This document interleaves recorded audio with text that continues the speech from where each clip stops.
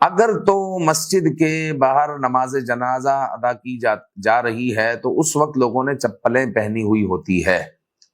اب اس کی صورت یہ ہے کہ اگر کوئی چپل پہن کر نماز پڑھ رہا ہے تو چپل کا اور زمین کا پاک ہونا ضروری ہے۔ اگر چپلوں کے اوپر پیر رکھ کر نماز پڑھ رہا ہے تو پھر چپلوں کا پاک ہونا ضروری ہے،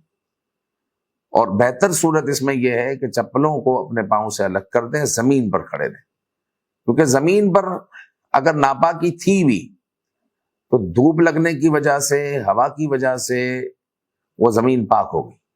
جب اس کے اثرات ختم ہو جاتے ہیں ناپاکی کے، تو زمین وہ واحد چیز ہے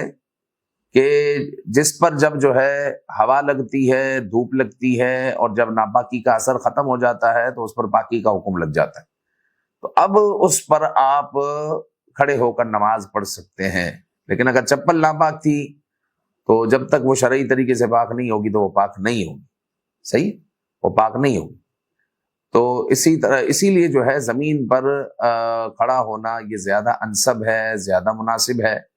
لہٰذا جو ہے زمین پر کھڑے رہیں، چپلوں کو اپنے پاؤں سے الگ کر دیں، یہ سب سے بہتر طریقہ ہے۔